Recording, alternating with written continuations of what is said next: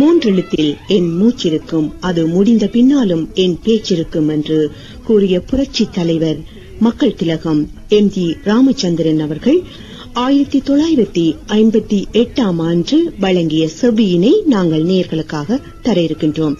3ஆம் மாதம் 1ஆம் தேதி 1958 ஆண்டு இலங்கை வானொலிக்காக இந்த செவ்வியினை எம்ஜிஆர் அவர்கள் வழங்கியிருந்தார். வணக்கம் ராமச்சந்திரன் அவர்களே. வணக்கம் எனது மதிப்பிற்குரிய நண்பர் அவர்களே. ஓய்வு கிடைப்பதே அரிதாக இருந்தும் இன்று உங்களை சந்திக்க நேரத்தில் மிகவும் சந்தோஷம். படங்களை தயாரித்து வருவதாக கேள்விப்பட்டோம். என்னென்ன கொண்டிருக்கிறேன்? 1 நாடோடி மன்னன், 2 பவானி, 3 காணி நிலம். ஓஹோ, உங்கள் 3 படங்களிலும் டைரக்டர் நீங்கள் தானே? நாடோடி மன்னன், காணி நிலம் என்ற படங்களிலே நான் டைரக்டர், பவானி என்ற படத்தில் மஸ்தான் அவர்கள் டைரக்ட் செய்கிறார். சந்தோஷம். நீங்கள் முதலில் எந்த படத்தில் நடிக்க ஆரம்பித்தீர்கள்? எத்தனை வயதில் என்று கூறுவீர்களா? படப்பிடிப்பிலே ஈடுபடும் பொழுது ஏறக்குறைய 18 அல்லது 19 வயது இருக்கும் என்று நினைக்கிறேன். மிஸ்டர் ராமச்சந்திர படுவதற்கு உங்களை தூண்டியது எது என்று கூறுவீர்களா? வருவாய் தேவை என்ற நிலைமையும் புகழ் கிடைக்க வேண்டும் என்ற துறையில் ஈடுபடுவதற்கு முன் நீங்கள் என்ன செய்து கொண்டிருந்தீர்கள்? நாடகங்களிலே நடித்துக் கொண்டிருந்தீர்கள். நீங்கள் சினிமா துறையில் இல்லாது தனிப்பட்ட அம்சத்தை ஏற்று நடத்தி வருகிறீர்கள். அதாவது வீரச்செயல்கள் பொருந்திய பாகங்களையே ஏற்று நடத்தி ரசிகர்களுக்கு மகிழ்ச்சியூட்டி வருகிறீர்கள். நீங்கள் இந்த பாகத்தை ஏற்று நடித்து வருவதற்கு ஏதாவது விசேஷ காரணம் உண்டா? விசேட காரணம் எதுவுமே இல்லை. பட முதலாளிகள் எந்த பாகத்தில் என்னை நடிக்க வைத்தால் தங்களுக்கு வருமானம் அதிகம் கிடைக்கும் என்று நம்புகிறார்களோ அந்த பாகத்திற்கு என்னை ஒப்பந்தம் செய்து நடிக்க வைக்கிறார்கள். அவ்வளவுதான். என்பது என்னுடைய சொந்த படத்தை நான் எடுக்கும் வழியிலேதான் உங்களுக்கு விளக்கி காட்ட முடியும். அது நாடோடி மன்னனுக்கு பிறகுதான் நிறைவேற்றி தர முடியும் என்று தெரிவித்துக் கொள்ள விரும்புகிறேன். அதை கேள்விப்பட மிகவும் சந்தோஷம்.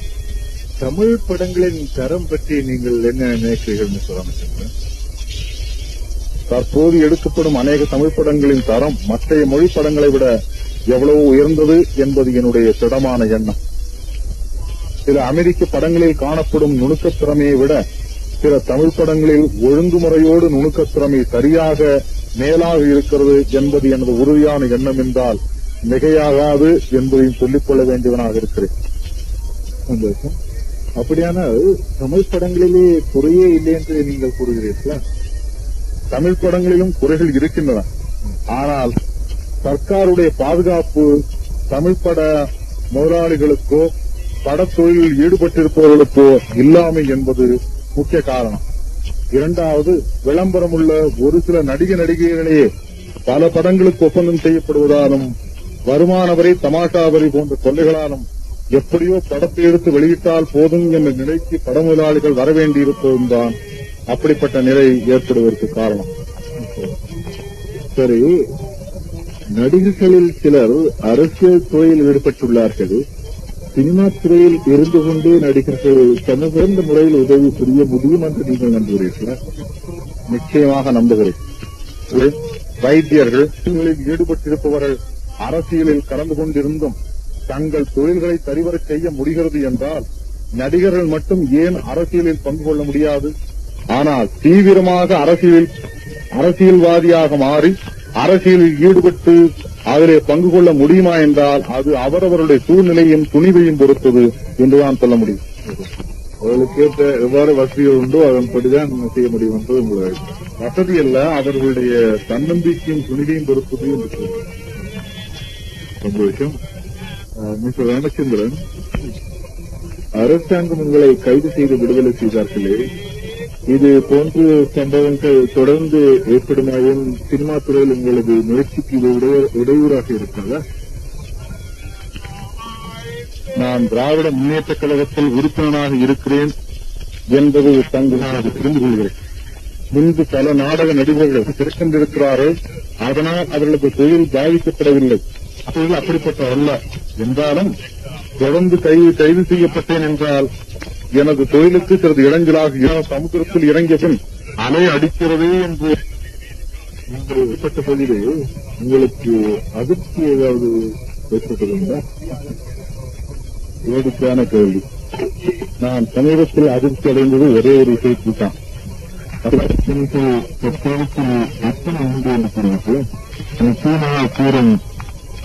திறமை கிடையாது, அனுபவம் கிடையாது. சிறந்த வரையில் விளம்பரமான நிரந்தரமான நாடக கம்பெனி என்று குறிப்பிடான எண்ணிக்கை தான் கிடைக்க முடியும். சாதிமாணிக்கம் பிள்ளை அவர் 2-3 நாடக மன்றங்களும் தான் பெற்றுள்ளன. சமீப காலத்தில் நாடகம் அல்லது குறைந்துள்ளதா? வருத்தம். நீங்கள் இதற்கு முன் இலங்கைக்கு விஜயம் செய்வதில்லை, ஆனால் என்ற உண்மை இப்போது உங்களுக்கு அதை கேள்விப்பட சந்தோஷமாக. நீங்கள் இலங்கையில் எந்த இடத்தில் நமது நேர்கள் அறிய ஆவலாக இருப்பார் சொல்லப்படுகிறது. இலங்கை மக்கள் இலங்கைக்கு நீங்கள் விஜயம் செய்ய விரும்பவில்லையா? இலங்கை மக்களுக்கு நீங்கள் என்ன கூற விரும்புகிறீர்கள்? இலங்கைக்கு வர வேண்டும் என்ற பெயரா நாடோடி மன்னன் என்ற படம் வர வேண்டும் என்பது எனது எண்ணம். இலங்கை மக்களுக்கு, குறிப்பாக தென்னகத்தவர்களுக்கு எனது வேண்டுகோள் இப்போது இந்த சமயத்தில் இது ஒன்றுதான். இலங்கையிலே இருப்பவர்களில் தமிழர்களும் கேரளியர்களும் ஆந்திரர்களும் இருப்பதாக நான் கேள்விப்படுகிறேன். அனைவரும் திராவிடத்தைச் சேர்ந்தவர்கள். திராவிடம் ஒன்று பெற்று வாழ முடியும் போலும் கூட. குறிப்பாக தமிழர்கள் இப்போது ஆயிரம் பட்டியல்கள் தங்களுடைய வெற்றியின் விளைவாக என்று குறிப்பிட்டவர்களுக்கு மனதிலே உங்களுக்கும் தெரிவித்தற்கு மீண்டும் வணக்கத்துடன் வாழ்கிறார்கள். 1958ஆம் ஆண்டு மக்கள் திலகம் புரட்சி தலைவர் எம்ஜிஆர் அவர்கள் இலங்கை வானொலிக்காக தந்திருந்த நேர்காணலை மிக சிரமத்தின் மத்தியில் நேர்களுக்காக தந்திருந்தோம். மீண்டும் அடுத்த வாரம் மனதை விட்டு அகலாத வான் அலையில் கலந்த பல மனப்பதிவுகளோடு முத்தமிழாரம் சித்தம் நிறைய தரும் நிகழ்வுகளோடு சந்திக்க வரும். சந்ததம் சிந்தை மகளும் வந்தனம் தந்து விடை கொள்கின்றோம். வணக்கம் நேர்களே.